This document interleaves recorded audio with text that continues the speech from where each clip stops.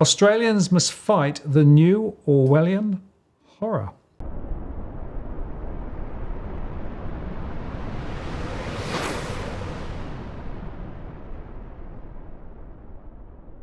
Martin North, John Adams, in the interest of the people. Here we go again, John, another one. Yes, well, the war on cash is perhaps continuing. And while we were able to defeat the Morrison government from putting people in jail about using cash, we're now seeing a new war that is slowly emerging, creeping up with no democratic mandate, no public explanation. And this is the issue of central bank digital currencies. And so Australia made international headlines this week when the RBA put out a press release saying that they're commencing a new pilot study into retail central bank digital currencies, which is something they have said repeatedly on the record, not going to happen. They don't believe there's a public case for it, and they really didn't have any interest in it. And here we are. Now they're saying, well, we're going to take a look. Yeah, and 2 points, John. There are other central banks around the world doing similar things. It almost feels as though it's sort of coordinated. And the Bank for International Settlements and the IMF have been ringing the praises of central bank digital currencies over against cryptocurrencies, right? Yes. Because, of course, it's all controlled and centralised. The other thing, if we set this in the context also of APRA and negative interest rates, right? Because this is part of a bigger picture that we need to just be aware of too. There's all sorts of applications, potential applications in places like China, where the control of the currency in a digital form. We have digital money now. So if you go into online banking and look up your bank balance, that's digital money. But the key difference is programmable money. Yep. Can you program this money to do certain things in certain applications? And obviously the Chinese have gone down a particular pathway, which would be a anathema to our way of thinking here in the West. And so there's a concern about, well, what is the real intent behind this type of technology, and where is the end destination? Because I think that's what a lot of people want to know. Is life going to be better? Is the economy going to be more efficient? Can we do business in a different way, or is this going to lead to perhaps some of the totalitarian tactics that we saw over the last 2 years in this country that people thought were unimaginable before the pandemic? Yeah, I mean, people quite right are asking those longer-term questions. And unfortunately, of course, what you find is that most of the conversation is only about the first step, right? But we need to be thinking a few steps ahead. And I guess if you think about China and the social scores, the point is if your score is wrong, you can't do things financially. That's a problem. And the thing about programmable money is you can actually make your dollars devalue over time, or can only be spending in certain ways or through certain outlets and those sorts of things. Now, those are all elements which has a potential for greater control. And then the final point is a question of anonymity, right? Well, if the transactions have data attached to it that says who it's from, who it's to, there's a bunch of stuff there. So the question of anonymity, question of control, are all things we should be thinking about now before we go too far down the road. So this is a lengthy quote from the joint media release that the RBA put out earlier this week. And I'll just read the first sentence. It says, quote, "The project, which is expected to take a year to complete, will involve the development of a limited-scale central bank digital currency pilot that will operate in a ring-fenced environment for a period of time, and is intended to involve a pilot central bank digital currency that is a real claim on the RBA." So basically, what they're saying is they're going to create a special environment. They're going to come up with different use cases for a retail central bank digital currency, and it's going to actually be real money. It's going to be backed by the RBA. So unlike for example, there is we've got crypto, we've got Bitcoin, you have some of these altcoins, and people are questioning, well, what is the legitimacy of these types of altcoins? I mean, are they really money, or are they just some sort of application? Well, the RBA say no, this is going to be real money. This is going to be Australian dollars legal tender that's going to be backing these new applications, and we're going to test things in a special environment, and we're going to see what comes out of it. Yeah, and that's fair enough. I mean, I don't mind trying things out and testing them as long as there's adequate input and there's adequate thinking about where it could lead us. And there are lots of different models of central bank digital currency. Do they pay interest? Do they not? Do they have an account at the central bank? Is that how it's transacted, or is it actually transacted through other mechanisms? Big questions, because of course it might change the role of banking and banks in the whole system too. Indeed. Now, one of the things that happened last year was that there was a Senate committee that actually looked at all of these types of issues: cryptos, stable coins, central bank digital currencies. And even though the RBA is on the record saying that they don't believe there's a need for a retail central bank digital currency, the committee actually recommended that the RBA have a look at that with the use of Treasury. So if we put slide 2 on the screen, this is recommendation 8 from the Select Committee on Australia as a technology and financial centre.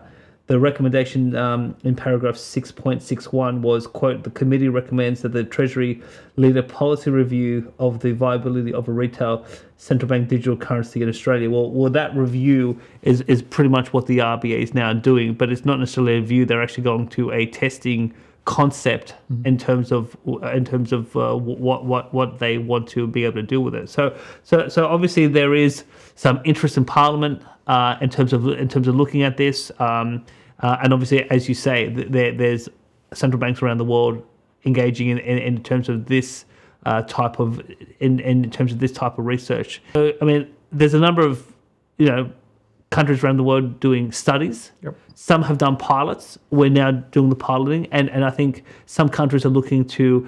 I think there's only one country in the world that's actually gone to full implementation, which is the Bahamas of all countries. And so obviously now people are looking at, should we head down that path? Here's where I'm very concerned, Martin, is they say that physical cash is not going away, and that legal tender is here to stay. But we've seen so many times with this governor where they say something, and then as things move along, things change. Yep. And so the negative interest rate was her 2019 speech. We're not doing that. We don't believe in it. It's not a good idea. And then you have APRA last year saying, get ready for negative interest rates. No rate rise before 2024. And then obviously in terms of the rates go up. If in fact the real problem the RBA sees is that people are sitting on all their money, all their savings, they're not spending, and they want people to spend. In a central bank digital currency world, you could impose extra incentives to force people to spend some of their savings, right? Simply by saying, well, if you keep your savings in central bank digital currency land, the value will decrease over time, or something else will happen, right? I'm just thinking there's another lever there that they could well want to use.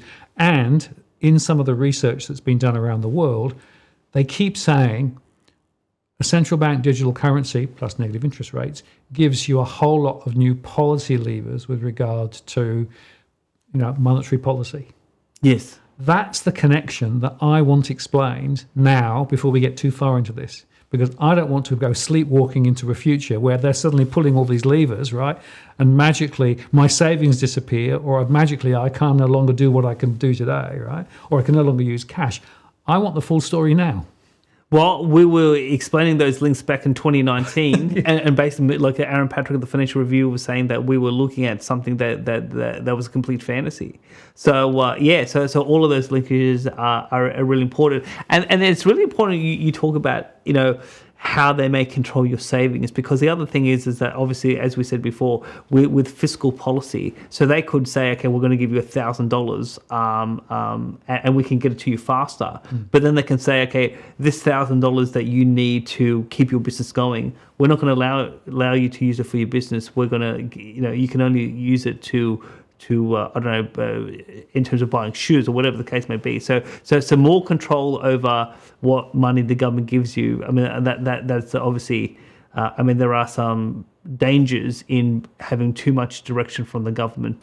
I guess one of the key differences, Martin, is that with the cash ban, there was a specific law before Parliament, and so there was something very specific that we could attack in terms of politically. Whereas with this, there is no legal mechanism at the moment where we can actually participate in the parliamentary process and say, we want you to stop. And so perhaps we just need to wait and see what happens. But at some point, it could well be that we maybe express our view in a petition or something else of that nature, where we say to the current Albanese government that if you want to progress forward with this research at the RBA, we want a full debate in Parliament. We want a full explanation, and we're not going to just